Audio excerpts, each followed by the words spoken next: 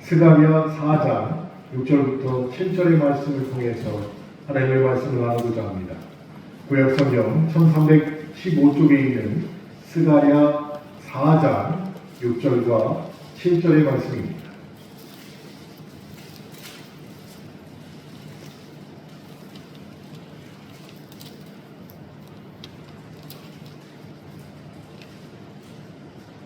함께 읽겠습니다.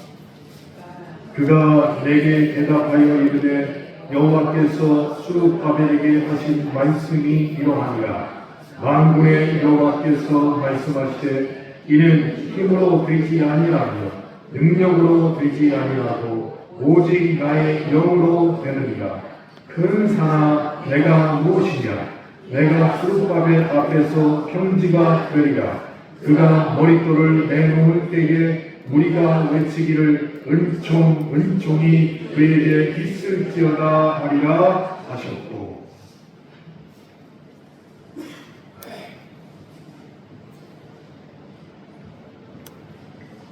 오늘 우리가 매우 짧은 본문의 말씀을 보았습니다. 오늘 본문 가운데 나오는 산이 나오죠. 그것도 아주 큰 산입니다.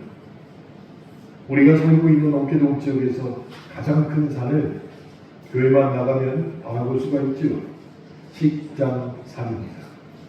저만큼 큰 산, 저 산이 평지가 된다고 스가랴 4장 말씀에서 우리에게 말하고 있습니다. 그럼 정말로 스가랴 4장 말씀에 있는 산은 무엇을 의미하는 것일까요? 진짜 저렇게 큰 산만 말하는 것일까요? 그럴 수도 있습니다. 그러나 하나님의 말씀의 의미를 생각해 보면 이런 의미가 되는 것입니다. 우리 앞을 가로막는 문제와 시련과 우리를 염려와 근심에 빠뜨리는 것들, 그래서 하나님 앞으로 더 가까이 가는 것을 방해하는 시련들이 우리의 믿음 가운데 큰 산처럼 우리 앞을 가로막고 있다는 것입니다. 그런데 본문의 말씀처럼 그 큰 산이 수룹바벨 앞에서 평지가 되리라 이렇게 말씀을 하셨습니다. 그럼 이것은 또 무슨 뜻일까요? 비록 짧은 시간이지만 오늘 본문 말씀과 스가랴 시험 말씀을 보면서 하나님의 말씀을 나누도록 하겠습니다. 남유다가 바벨론에게 멸망했습니다. 그리고 백성들이 바벨론의 포로로 잡혀갔습니다. 시간이 그 후로 70년이 지났습니다. 저도 아직 살아보지 못한 시간입니다. 그런데 에레미야 선지자의 예언대로 바벨론이 멸망하고 바사라는 나라가 들어서게 됩니다. 바사는 지금 말로 페르시아 제국입니다. 대제국이었던 바벨론을 이기고 더 큰 제국을 이뤘던 페르시아 제국, 즉 바사의 왕이 고레스였습니다. 그런데 대제국을 이뤘으니 고레스 왕이 얼마나 바빴을까요? 동네 이장만 돼도 할 일이 보통이 아닙니다. 이장이 뭡니까? 저희 목사님 중에 유성부 통장님이 계시는데 통장만 되더라도 너무너무 할 일이 많아요. 그런데 대제국을 세운 고레스 왕이 얼마나 할 일이 많았겠냐고요. 그런데 고레스가 뜻밖의 칙령을 제1호로 내리게 되었습니다. 그 칙령은 사람들의 상식으로는 도저히 이해할 수 없는 명령이 되었던 것이에요. 그 내용은 이렇습니다. 70년 전에 포로로 잡혀온, 즉 바벨론에 의해서 포로로 잡혀온, 그래서 이제는 역사 속에서 사라져버린 한 나라일 뿐이고 지상에서 가장 작은 민족인 이스라엘에게 고레스 왕이 관심을 가졌다는 것이에요. 관심만 갖는 걸로 끝난 게 아닙니다. 바사를 세우고 나서 제일 먼저 내린 첫 번째 칙령이 이스라엘 사람들을 다시 고향으로 돌려보내라 라는 칙령을 내린 것이에요. 근데 생각해 보십시오. 고레스는 하나님을 섬기는 사람이 아니었습니다. 이스라엘이라는 나라가 어디에 어떻게 존재했는지도 모를 정도로 큰 제국을 다스리는 왕이었습니다. 그런 사람이 어떻게 이런 칙령을 발표하면서 역사에서 이미 사라져버린 이스라엘에 대해서 지금 말하고 있냐는 것입니다. 그래서 아무리 생각해봐도 이것은 고레스가 행한 일이 아니라 고레스를 통해서 하나님께서 역사하시고 하나님이 작정하시고 자신의 약속을 성취하시는 섭리가 될 수밖에 없다는 것입니다. 그래서 이스라엘 백성들의 귀환은 고레스의 작품이 아니라 하나님의 섭리로 이루어진 작품이라는 것입니다. 그리고 그들이 1차로 예루살렘으로 귀환할 때 그들의 지도자로 누구를 뽑았냐? 오늘 본문에 나오는 수룹바벨을 뽑은 것입니다. 수룹바벨은 여호수아와 함께 49,897명을 데리고, 정신이 드는지 한번 봅시다. 제가 지금 숫자를 말했죠. 모시하고 말했어요. 4만 무슨 지금 여러분이 들었잖아요. 지금 정신 똑바로 차리고 기억력을 되살려서 숫자를 말했는데 4만은 맞습니다. 그 다음 몇이에요? 9천. 여기서 이제 갈라지는 거예요. 그래서 여당, 야당이 여기서 나오는 거예요. 4만 9천, 그렇죠. 897명. 49,897명을 데리고 수룹바벨이 여호수아와 함께 바사에서 예루살렘으로 돌아가는데 직선거리로는 900km인데 900km를 직선거리로 갈 수 없으니까 돌아서 가는데 1,500km를 거의 5만 명에 가까운 사람들을 데리고 가야 되는 것이었어요. 결코 쉬운 일이 아니었습니다. 다른 일이었습니다. 가다가 도적을 만납니다. 예루살렘으로 그냥 보는 게 아니에요. 성전을 지으라고 재료를 다 줬어요. 그러니 그것을 잘 가지고 가야 되는데 이게 소문이 나서 가다가 수많은 도적들을 만나게 될 것입니다. 수많은 자연재해를 만나게 될 것입니다. 어떻게 될지 아무도 모르는 일입니다. 이것을 다 알고 있었어요. 그래서 유대인들 가운데 일찌감치 포기하고 귀환에 동참하지 않는 사람들이 많았습니다. 동참하지 않고 이미 익숙해져 버린 바벨론에 정착하여 산 사람들이 많았다는 것입니다. 그러나 그 길이 아무리 멀고 험해도 또한 많은 대가를 치른다고 해도 반드시 고국으로 돌아가서 하나님의 성전을 세우겠다고 각오하고 그 길을 나섰던 사람은 약 5만 명이 되었다는 것입니다. 그런데 여기에 문제가 있습니다. 그렇게 수룹바벨과 여호수아와 함께 고국으로 돌아가겠습니다 라고 손을 든 5만 명 중 절대 다수가 상당히 나이가 많은 노년층이었습니다. 젊은 사람들은 어쩔 수 없이 부모님을 모시고 나서는 얼마 안 되는 사람밖에 없었다는 것이에요. 그러니까 수룹바벨이 여호수아께 갑시다! 그랬더니 원로 목사님 부부, 최용순 집사님, 이돈 집사님 부부, 이런 분들이 앞장서 안건수 집사님, 김정자 집사님 안 하고 막내가 김종만 집사님 이렇게 가지고 갑시다! 하고 나가는 거예요. 왜 그랬다고요? 많은 사람들은 이미 익숙해져 버린 바벨론 생활이 더 좋았다는 것이죠.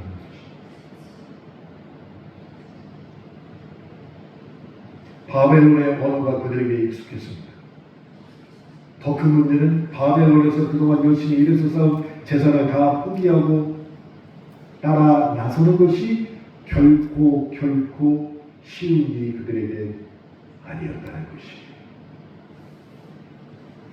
그런데 그들의 지도자로 세워졌던 수룹바벨도 그런 사람 중에 하나였습니다. 그때 수룹바벨의 마음이 어땠을까? 아마도 심히 두렵고 나는 못 간다는 생각이 들었을 텐데, 그래서 나도 가야 되나 말아야 되나, 그냥 아프다고 안 갈까? 이러고 있었을 텐데, 그런데 그때 하나님께서 천사를 보내주셔서 수룹바벨에게 오늘 우리가 읽었던 본문 7절 말씀을 해주신 것입니다. 하나님이 천사를 보내서 수룹바벨에게 하신 말씀입니다. 큰 사람 내가 무엇이냐? 내가 수룹바벨 앞에서 평지가 되리라. 이게 하나님이 천사에게 시켜서 수룹바벨에게 전달한 내용이에요. 그러니 수룹바벨은 가라고 하니까 어쩔 수 없이 그냥 간 게 아니었다는 것이에요. 그는 하나님이 자신을 설득하신 본문 7절의 말씀을 확실히 믿었기에 노년층이 대부분인 5만 명을 데리고 1500km를 걸어서 예루살렘으로 가기로 작정했다는 것입니다. 무엇 때문에? 본문 7절의 말씀을 확실히 믿었기 때문에. 어떤 산이 내 앞을 가로막고 있어도 그 산은 나를 가로막지 못하고 모두 평지가 될 것이라는 하나님의 약속의 말씀을 온전히 믿었기에 수룹바벨이 그 길을 가게 된 것입니다.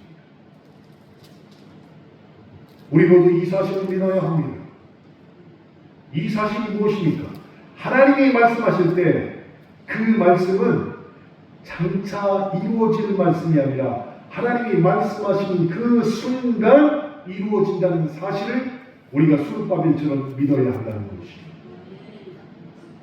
이것이 믿음의 사람입니다.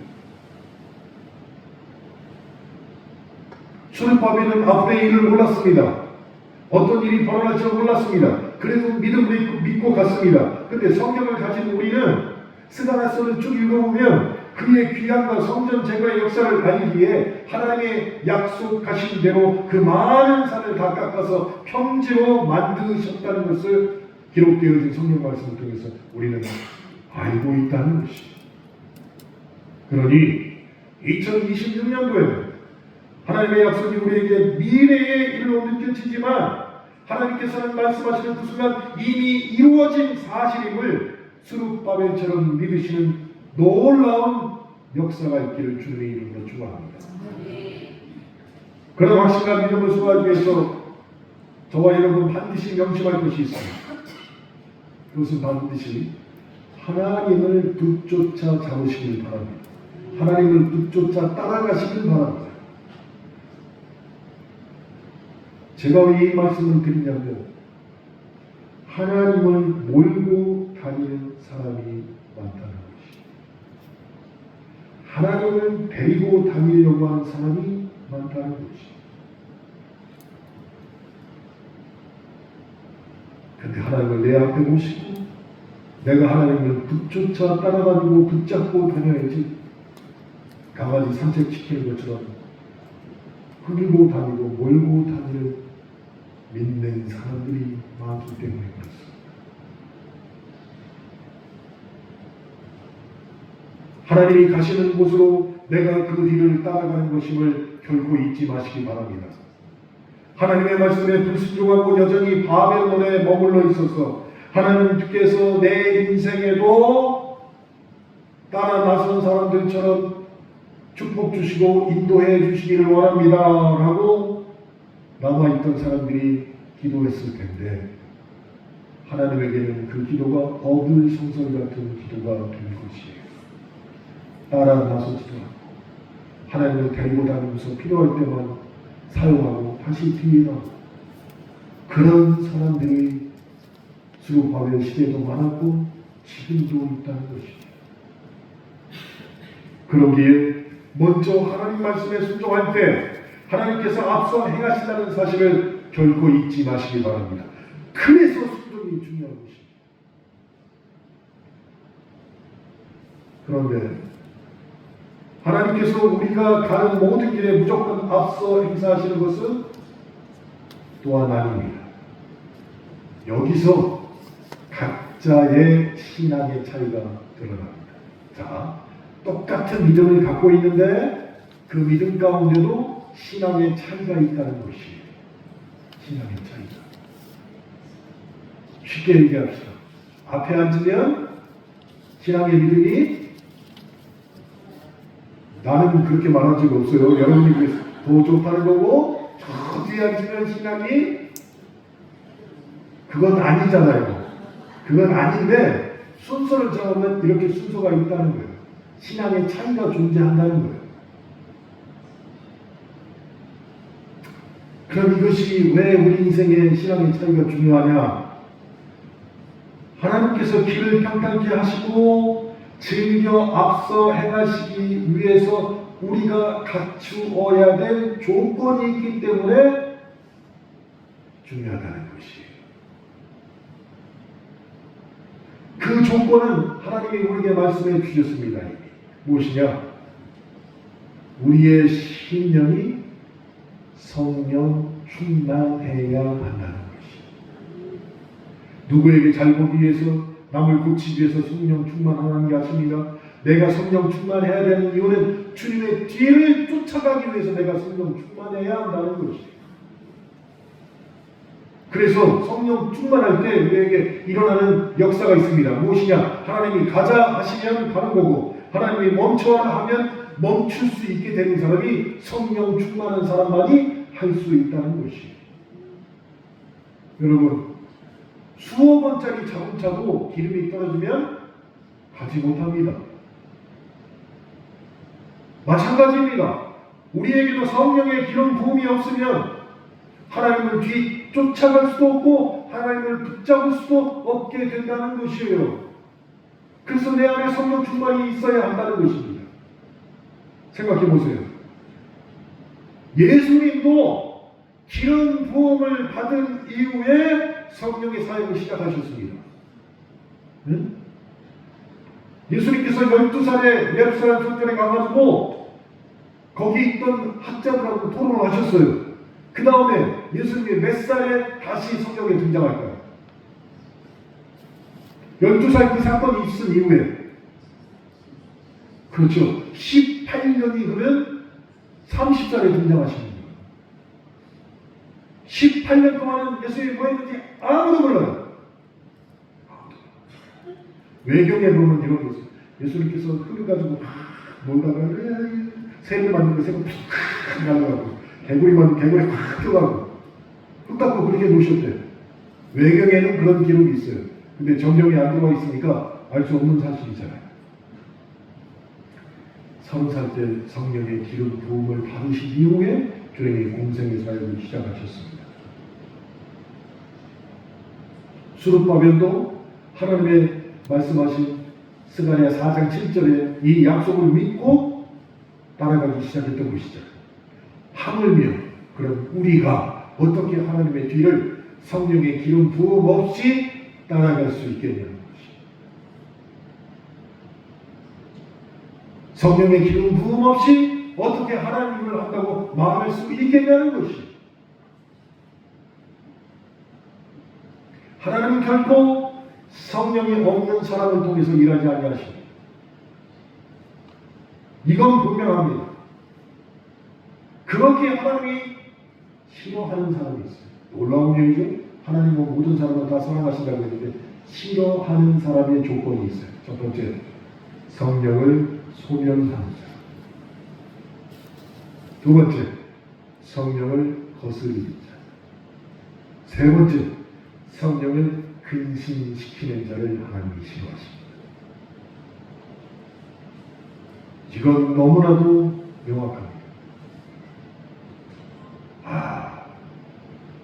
그래서는 안 되겠지만 목사가 싫어하는 교인이 있습니다. 뭘까요? 응? 성령을 소멸하는 자 똑같아요. 성령을 거스리는 자, 성령을 금식케 하는 자. 주님 뒤 따라가니까 주님이 싫어하시는 건 나도 싫어해야지요. 여러분도 싫어하는 교인들이 있습니다. 누구예요? 성령을 소멸하는 자, 성령을 거스리는 자, 성령을 근심시키는 자. 여러분도 싫어해요.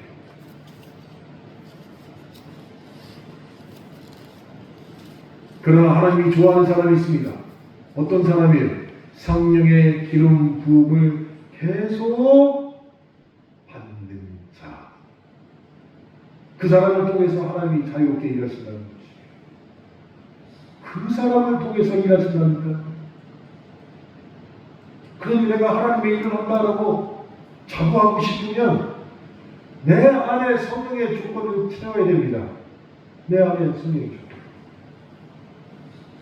요한일서 2장 27절 말씀에 이렇게 기록되어 있습니다. 너희는 주께 받은 바 기름 부음이 너희 안에 거하나니 아무도 너희를 가르칠 필요가 없고 오직 그의 기름 부음이 모든 것을 너희에게 가르치며 또 참되고 거짓이 없으니 너희를 가르치신 그대로 주 안에 거하라.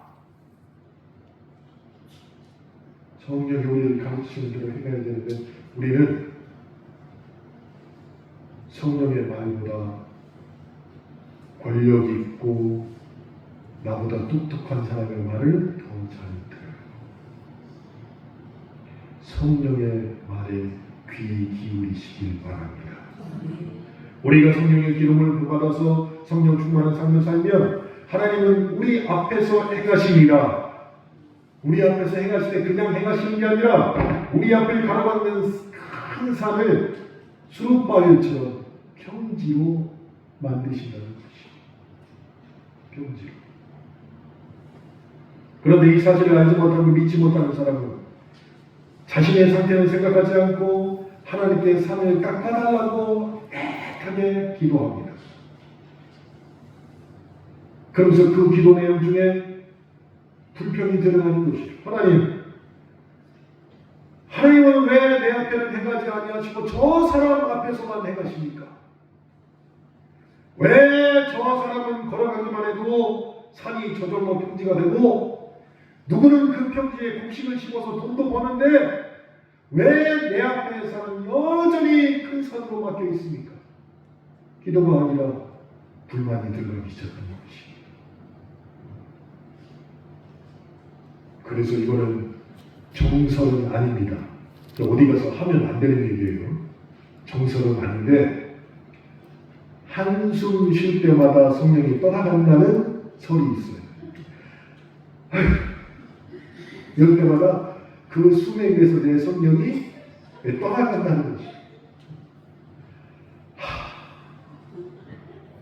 이렇게만 해도 떠나가는데 이러고 교회를 그냥 이러면은 완전히 그냥 나가시는 거예요. 그러니까 한숨 쉬지 말라. 한숨 쉬지. 한숨.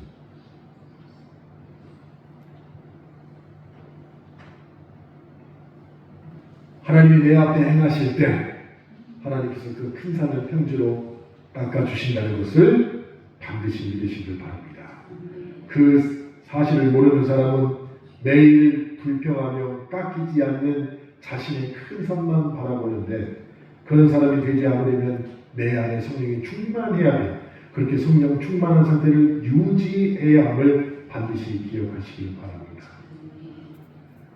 여러분 수룹바벨 이름 참 멋있잖아요. 수룹바벨의 뜻이 뭔지 아세요? 바벨론에서 태어난 자예요. 이스라엘에서 태어난 사람이 아니에요. 수룹바벨. 바벨론에서 태어난 사람입니다. 그러니까 이 수룹바벨도 자기가 한 번도 가보지 않은 부모의 땅으로 5만 명을 데리고 가는 거예요. 그러니 수룹바벨도 죄 가운데 태어난 사람이 분명한 것입니다. 수룹바벨조차도 죄인 세상에서 죄인으로 태어나서 하나님을 모르고 살았습니다. 죄의 세상에 태어나고 좋았던 사람이 수룹바벨이었습니다.